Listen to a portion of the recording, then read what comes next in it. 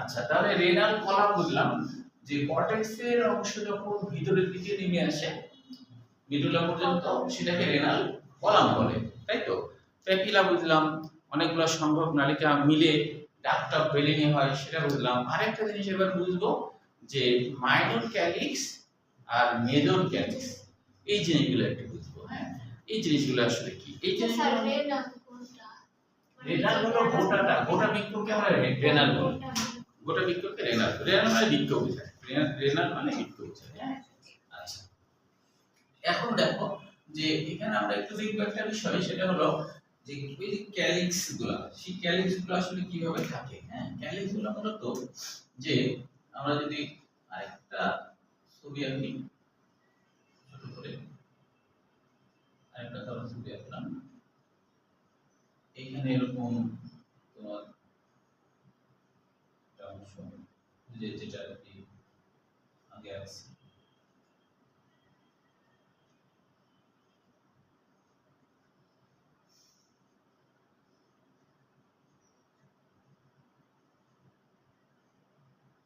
আরো আছে।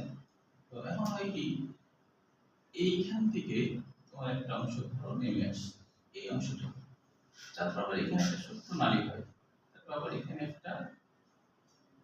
একটা ছোট্ট নালী, আবার এখানে একটা ছোট্ট নালী, এই তিনটা নালী হলো, এই তিনটা নালী এইভাবে করে চলে আসছে, এসে আবার এইভাবে করে নেমে গেছে, নেমে এখানে একটা নালী, এখানে একটা নালী, এখানে একটা নালী, হ্যাঁ? পরে এই নালীটা আবার এইভাবে করে নেমে গেছে। এখন প্রত্যেকটা প্রাণীর থেকে যে এই যে ছোট ছোট নালী আছে না, এই নালী একটা, তারপর এই নালী একটা, তারপর এই নালী একটা, হ্যাঁ, এই যে নালী বা এই যে একটা নালী, এই যে একটা নালী আছে না, এই নালীগুলোকে বলা হয় যে মাইনর ক্যালিক্স। মাইনর ক্যালিক্স, হ্যাঁ, ক্যালিক্স কেন বলা হলো? মাইনর ক্যালিক্স ছোট আর কি, মাইনর মানে ছোট, ক্যালিক্স মানে হলো বৃতি বা আবরণ, বৃতি বা আবরণ। হ্যাঁ, তো এই জিনিসটা এমন ভাবে আছে যে দেখো এটা কিন্তু কিছুটা আবরণের মতো করে আছে, এই দুটার মাঝে একটা আবরণ। হ্যাঁ, এই যে এরকম আবরণ, যেমন ফুলের তো এরকম এরকম ধরো এরকম হয়ে থাকে, তাই না?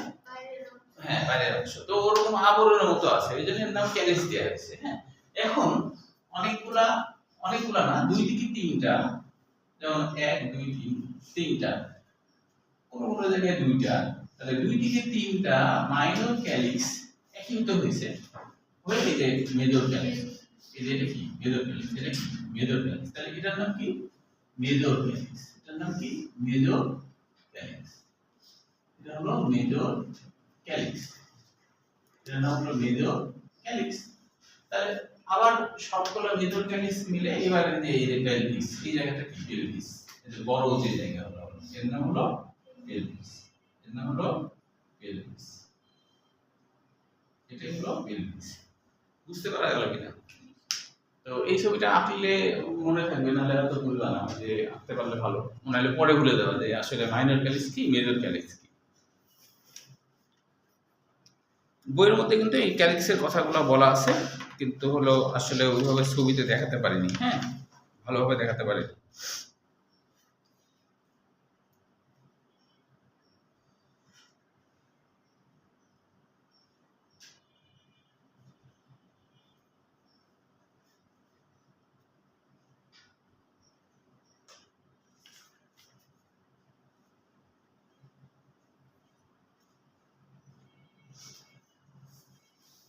এই নালীর ব্যাপারটা তো ক্যালিক্স, সেটা তো বুঝলাম, কিন্তু তাই বলে এখানে যে সম্রাট নালিকা অনেকগুলো একত্রিত হয়ে ডাক্ট অফ বেলিনি হচ্ছে, ওটা কিন্তু আছে চূড়াতে, ওটা আছে। হ্যাঁ, প্রত্যেকটা পিরামিডে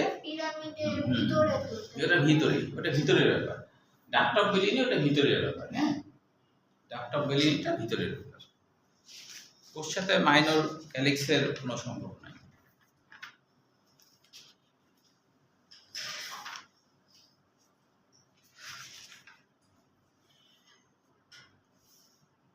সম্রাট নালিকাও কয়েক হাজার আছে, কিন্তু নেফ্রন হলো 10 থেকে 12 লক্ষ। তবে একটা পিরামিডে 10 থেকে 25টা সম্রাট নালিকা একীভূত হয়ে ডাক্ট অফ বেলিনি গঠন করে। আর গোটা যদি ধরি গোটা বৃক্ষ কয়েক হাজার হবে, তার সাথে আবার 10 থেকে 12 লক্ষ নিউট্রন যুক্ত হয়েছে। সংলগ্ন নালিকাতে তো যুক্ত হয়ে যাবে, তাই না? এর সাথে বিভিন্ন নিউট্রন এসে যুক্ত। এটুকু আঁকা হলে আমার মনে হয় এখন তোমরা বুঝতে পারার কথা আর কি, হ্যাঁ, বিষয়গুলো যে এখন আর বুঝতে সমস্যা হওয়ার কথা না। হ্যাঁ, ছবির দিকে তাকিয়ে পড়লেই আশা করি বুঝে ফেলবা। হ্যাঁ, সব কিছু আলোচনা করা হয়ে গেছে, মেজর ক্যালিক্স, মাইনর ক্যালিক্স, এখন বুঝতে পারবা। এবার দেখো বৃক্কের কাজ, এগুলো কিন্তু এমসিকিউর জন্য মনে রাখবা যে কয়টি ক্যালিক্স, কয়টি মাইনর ক্যালিক্স দিয়ে একটি মেজর ক্যালিক্স হয়, 2 থেকে 3টি। তারপর হলো 8 থেকে 14টি মাইনর ক্যালিক্স, আবার 8 থেকে 14টি মাইনর ক্যালিক্স সৃষ্টি করে, মানে যতগুলো প্যারামিটার আছে সবটা মিলে আর কি। হ্যাঁ, এগুলো এমসিকিউর জন্য মনে রাখবা। তারপর 8 থেকে 18টি পিরামিড থাকে, এগুলো হচ্ছে এমসিকিউর জন্য। এটা তো সৃজনশীল পড়লে, সৃজনশীল পড়লে এমসিকিউ তো এমনি হয়ে যাবে। সিকিউ এর জন্য, হ্যাঁ, ছবি বললে এই ছবিটা দিলেই হবে, এটা, হ্যাঁ, এটা দিলেই হবে। তাহলে এখন দেখো বৃক্কের কাজ, বৃক্কের কাজ তো বৃক্কের কাজের মধ্যে একটু তাপমাত্রা মনে বাড়াতে হবে, তাই না? আমরা তোমাদের এটা বন্ধ করে দেবো না, বন্ধ করে দেবো।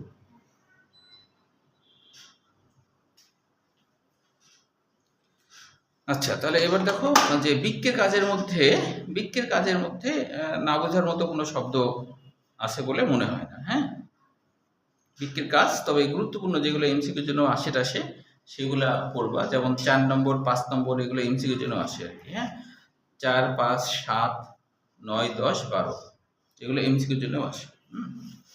ও লাস্টে 14, 4, 5, 7, হ্যাঁ, 9, 10, 12 আর 14 এগুলো এমসিকিউর জন্য আসে, এই জন্য এগুলো ভালো করে মুখস্থ করে। এবার আমরা আসি বৃক্কের সূক্ষ্ম গঠন নিয়ে। বৃক্কের সূক্ষ্ম গঠন দেখো, বৃক্কের সূক্ষ্ম গঠনে তোমাদেরকে এটা বলেছি তো না যে ইউরেটারের আরেকটা নাম হলো গমিনী, এটা মনে রাখতে হবে, তাই না? অন্য বইয়ে এটা আছে, বা মূত্রনালী বা গমিনী, এটা তো বলছিলাম। আরেকটা বিষয় তোমরা একটু মনে রাখো, সেটা হলো রেনাল কলাম যেটা, হ্যাঁ, সেটার কিন্তু আরেকটা নাম আছে অন্য বই, সেটা হলো বার্টিনির রেনাল স্তম্ভ। বার্টিনি মানে এটা বৈজ্ঞানিকের নাম, বার্টিনির এটা বৈজ্ঞানিকের নাম, বার্টিনির রেনাল স্তম্ভ। যেহেতু এটা অন্য বই আছে স্তম্ভ, কারণ যদি এটা দিয়ে দেয় তাহলে তো বুঝতে পারবে না, এটারই অপর নাম। হ্যাঁ, বার্টিনির রেনাল স্তম্ভ।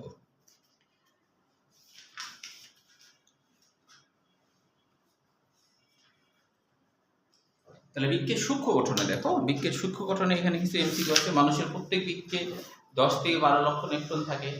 তাহলে এখন যদি প্রত্যেক বৃক্ক না বলে শুধু বলে মানুষে কতটি নিউট্রন থাকে, হ্যাঁ, তাহলে 20 থেকে 24, তাই না?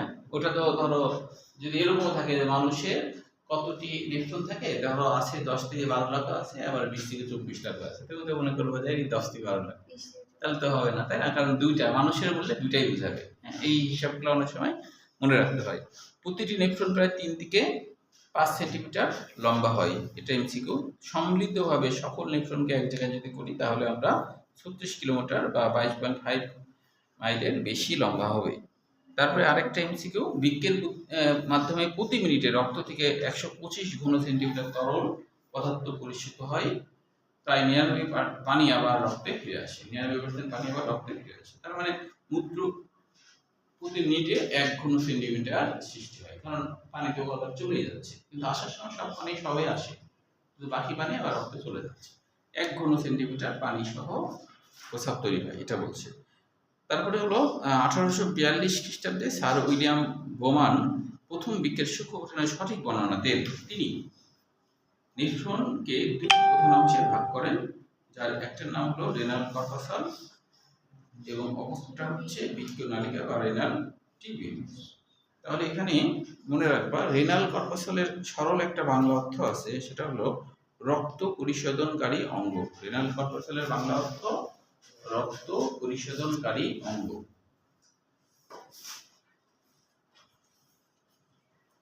রেনাল কর্পাসেলের বাংলা রক্ত পরিশোধনকারী অঙ্গ। রক্ত পরিশোধনকারী অঙ্গ।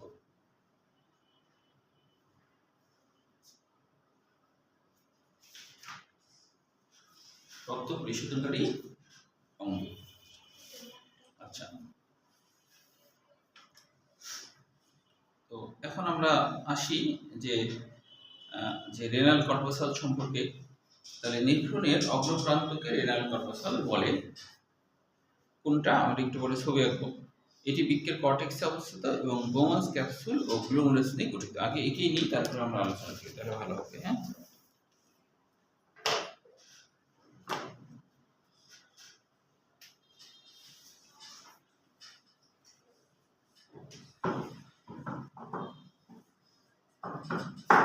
সেটা তো 19 আসছে না, আসছে না 19 ছিল তোমাদের 19 একটা বৃক্কে থাকে, দুইটা বৃক্ক না বানাতে দুইটা বৃক্ক আছে।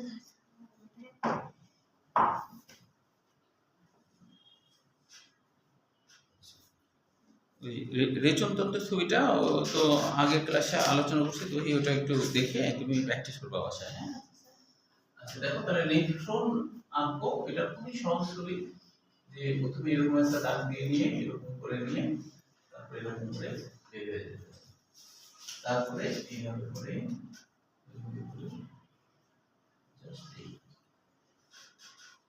এই প্রথমে এইটুকু কেটে নিতে হবে। হ্যাঁ, তারপরে ভিতরে তো অসংখ্য রক্তজারক, তো এখানে আমরা এইভাবে করে দিলেই হয়ে গেল।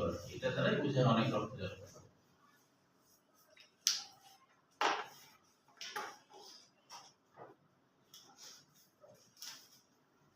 এই নিচে এই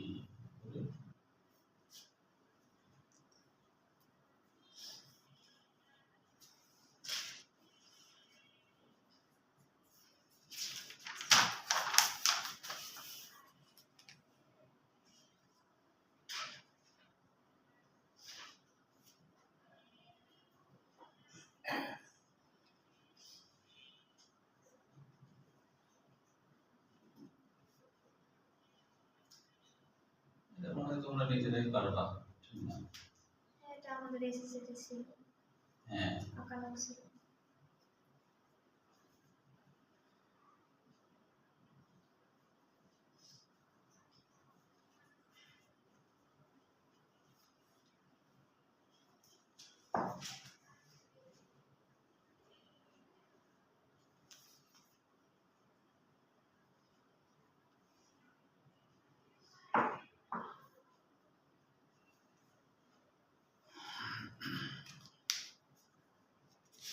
দুইটাই কিন্তু সৃজনশীলের জন্য আসে। অর্থাৎ বৃক্কের সূক্ষ্ম গঠন বলতে এখানে বৃক্কের একক হিসাবে আসতে পারে, বৃক্কের একক বা কিডনির একক, এইভাবে আসতে পারে পরীক্ষায়।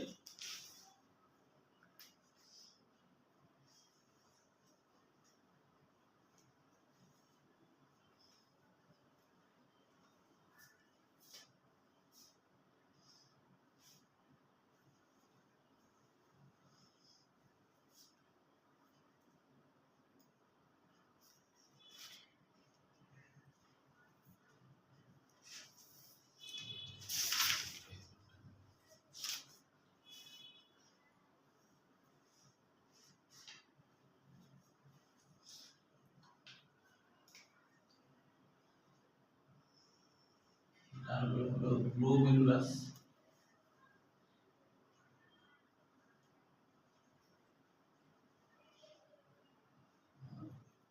বোমাস ক্যাপসুল বাইরের দিকটাতে, এটা হলো জানো তোমরা আর কি।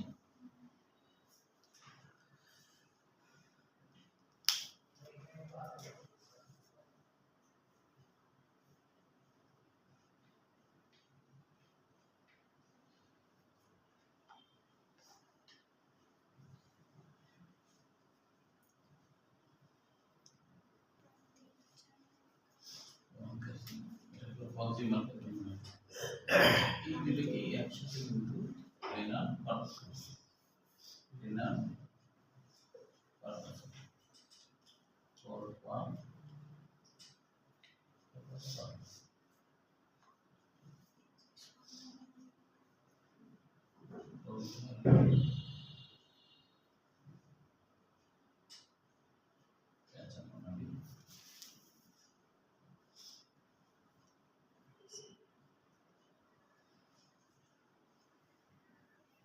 কিন্তু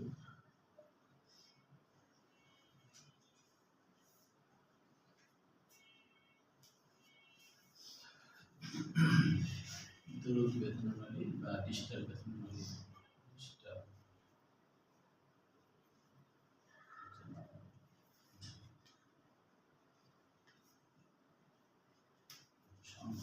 নালিকা।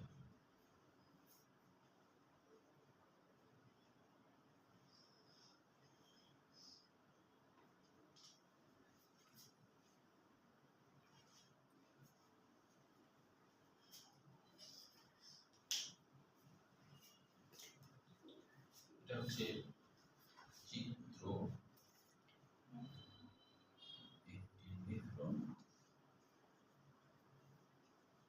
নেফ্রনের কিন্তু আরেকটা নাম আছে ইউনিফেরাস নালিকা। মানে ছিল বিক্রি ইউনিফেরাস নালিকা। এটা লেখা ছিল না? না, বইয়ে সরাসরি লেখা ছিল না। তো বই না, এটা 9-10 এর বইয়ে সরাসরি লেখা ছিল না। ওই তো ইয়া সিটি করতে যায় আর ছিল এই কথাটা ইউনিফেরাস নালিকা। তাহলে দুটোই মনে রাখতে হবে। হ্যাঁ, ইউনিফেরাস নালিকা এর অপর নামগুলো মনে রাখা দরকার। পরীক্ষা অনেক সময় অপর নাম দিতে পারে, তাই না? এই জন্য সব নামগুলো মনে রাখতে হবে।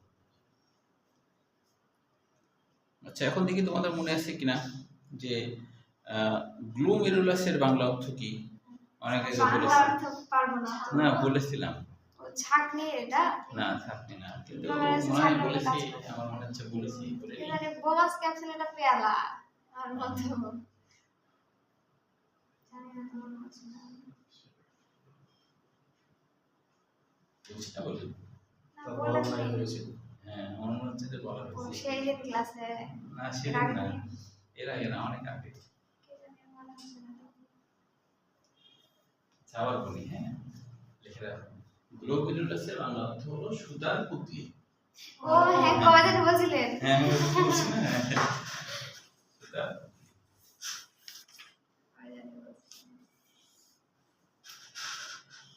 মনে রাখতে হবে তো, তোমাদের ছোট ভাই বোন তোমাদের কাছে প্রশ্ন করলে করবে না? এটা গরম মাথার মধ্যে আসবে না যে বাংলা জানা লাগবে। বাংলা জানা লাগবে, মাথায় আসবে না। হ্যাঁ, খালি মনে করি ইংরেজিরই বাংলা জানতে হবে, অন্য ভাষার আর বাংলা জানা লাগবে না। হ্যাঁ,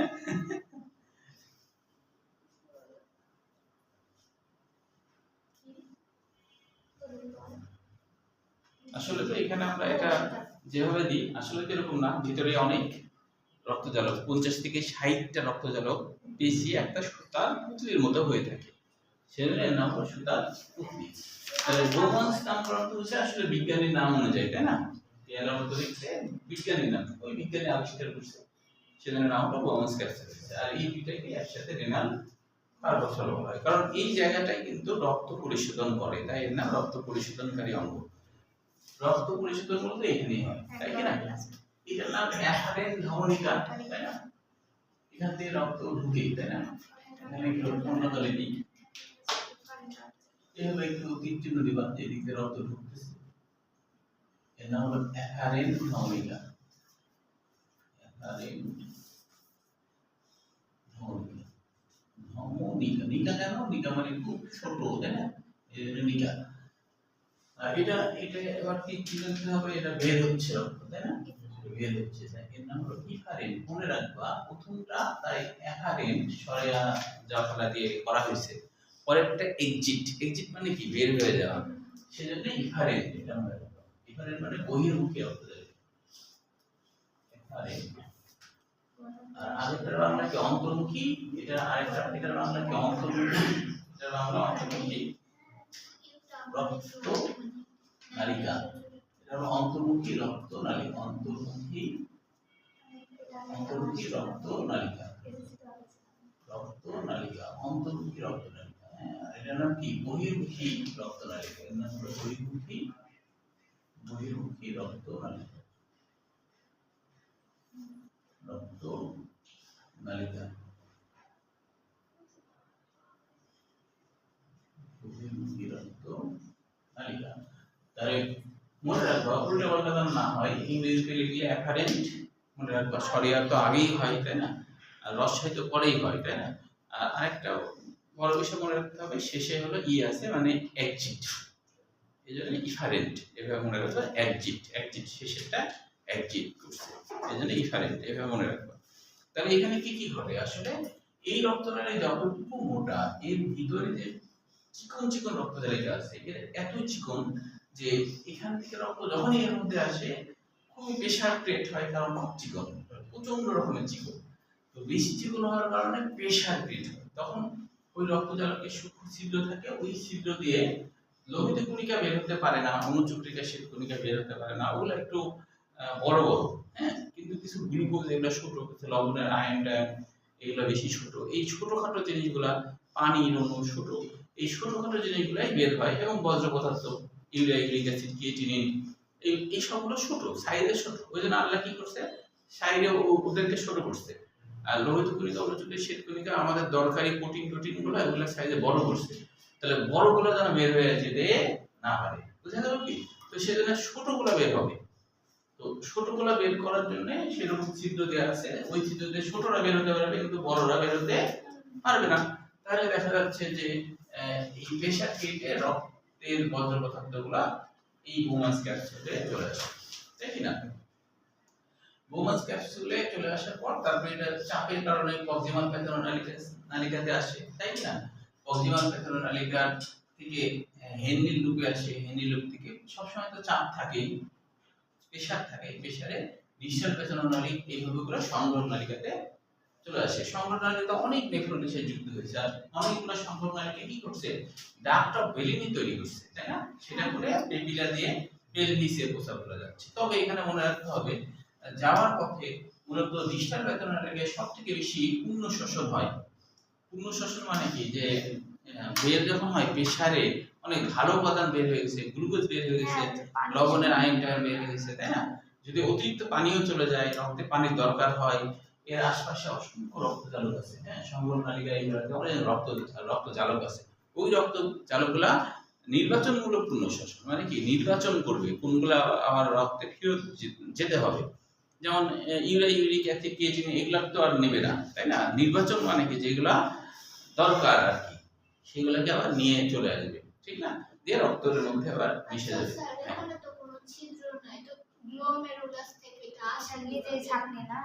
হ্যাঁ, ছিদ্র তো আছে, আমরা দেখতে পাচ্ছি না, মানে হ্যাঁ এখানে কিন্তু কোষ আছে, হ্যাঁ পুরোটা ছাকনির মতো, এবং এগুলো হলো ছিদ্রযুক্ত, হ্যাঁ ছিদ্রযুক্ত বলেই এরা বের হতে পারে।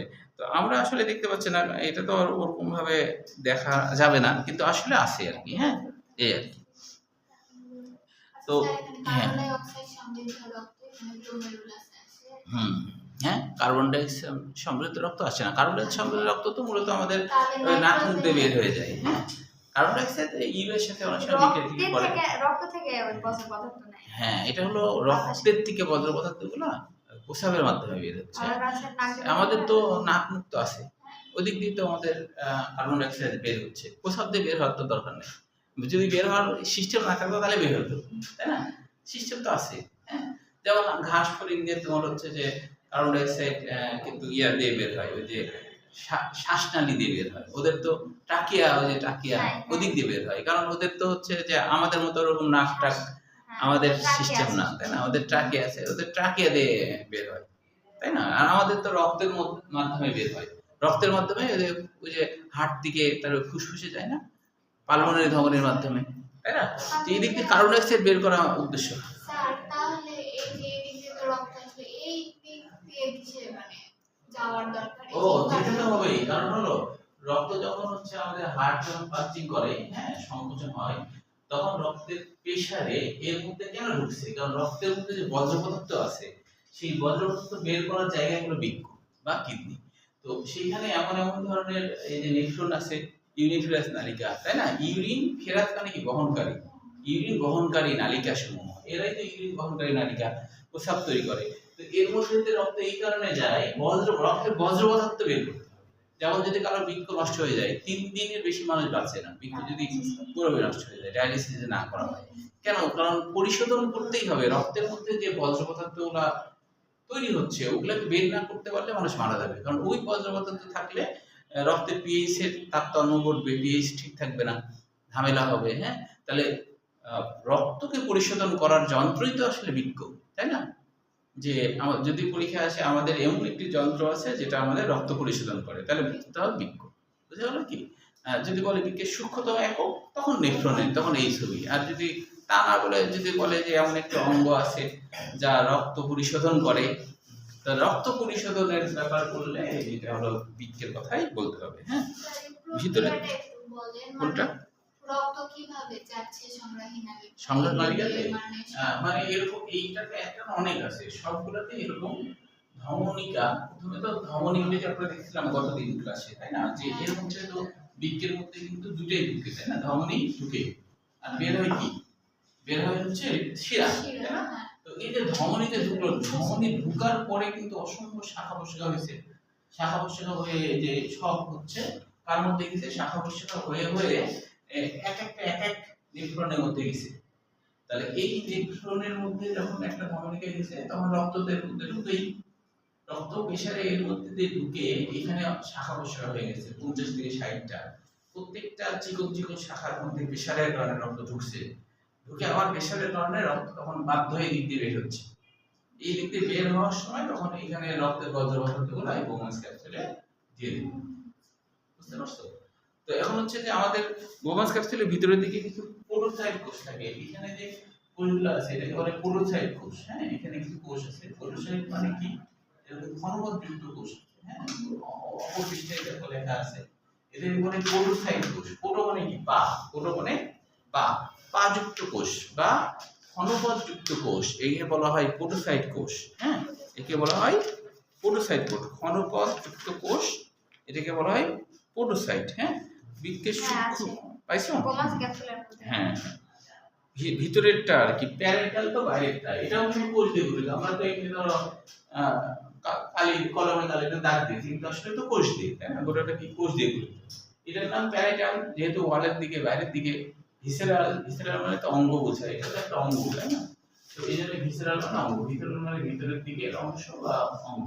তাহলে এই ভিতরের দিকে পোডোসাইট কোষ। এই পোডোসাইট কোষই মূলত ঘনপদযুক্ত হওয়ার কারণে সহজে শোষণ করে নেয় বজ্র পদার্থগুলো। হ্যাঁ, পোডোসাইট কোষগুলো দিয়ে এখানে আসে, এখান থেকে পরে এই বরাবর নিচের দিকে নামতে শুরু করে দেয়। বুঝতে পারছো? আর কারো কোনো কোশ্চেন আছে? বলো। বাকিগুলো আশা করি বুঝতে পারবা। ডিসেন্ট্রিক আর অ্যাসেন্ট্রিক কথাটা যেটা আছে, দেখো যে অ্যাসেন্ট্রিক বলতে উপরের দিকেরটা, ডিসেন্ট্রিক বলতে নিচের দিকে। হ্যাঁ, যেমন ডিপ্রেশনে ভোগা মানে কি? নিম্নমুখী, পজিটিভ না। হ্যাঁ হ্যাঁ হ্যাঁ, আরোহণ অবরোহণ বাংলায় বলছে। হ্যাঁ, ডিসেন্ট্রিক মানে নিম্নমুখী আর অ্যাসেন্ট্রিক মানে উচ্চমুখী। হ্যাঁ, এই আর কি। হ্যাঁ, তাহলে এটা ফার্স্ট ইউ এর মতো, তাই না? কিন্তু যে বইটির নাম মানে আবিষ্কার করলো তার নাম হচ্ছে, এর নাম হয়েছে। এক নজর একটু দেখে দেখো হালকা পাতলা যে এর মধ্যে কোনো না বোঝার কিছু আছে কিনা। নেফ্রনের কাজ পর্যন্ত দেখবা, যে নেফ্রনের কাজ পর্যন্ত দেখবা যে কোনো সমস্যা আছে কিনা। হ্যাঁ হ্যাঁ, বলো। হিপ্পিউরিক নামকরণ হওয়ার কারণ হলো, কারণটা আছে অবশ্য। হিপ্পিউরিক অ্যাসিড, তারপরে ক্রিয়েটিনিন, এগুলো নামকরণের কারণ আগামী দিনে বলি, আজকে আর তো সময় নাই। আগামী দিন হলো কেন নাম হলো হিপ্পিউরিক হলো, তারপরে ধরো ক্রিয়েটিনিন নামকরণ কেন হয়েছে। হ্যাঁ, এগুলো আগামী দিন লিখে দেবনি কেন এগুলো নামকরণ হয়েছে।